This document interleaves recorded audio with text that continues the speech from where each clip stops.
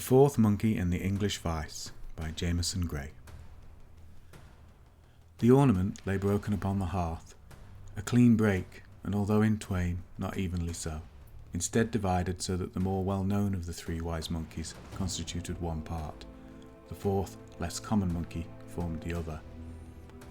I picked up the pieces, pressing them close to each other as if I could, by fusing the sculpture, somehow put my beloved Annie back together.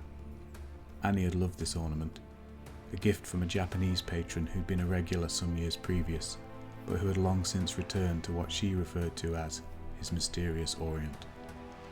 Her client had apparently not been offended by such phraseology, or at least was too much of a gentleman to show it. When I suggested such a possibility to Annie, she responded, "You wouldn't think you were a gentleman if you knew what he liked to do to me." There's been scant evidence yet presented for you to guess, but I shall not hide from you that Annie was a prostitute, a lady of the night to some, a whore even to others. The nomenclature is irrelevant. I loved her all the same. Even after I discovered her dead, murdered in her rooms, I loved her. I had arrived first and had alerted the house, then stepped back in horror to survey the bloody scene. The effects of violence were everywhere, not just in the damage seen in the room, but most awfully upon Annie's person, which lay naked and bloodied on the bed. There were the telltale signs of fresh welts on her back, although this beating had likely not been the cause of her mortality.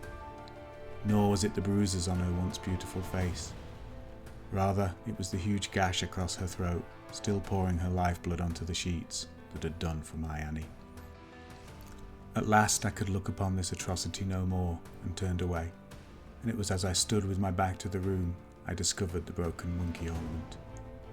I was about to replace it when I saw something else on the mantelpiece, something that instantly told me who the killer was.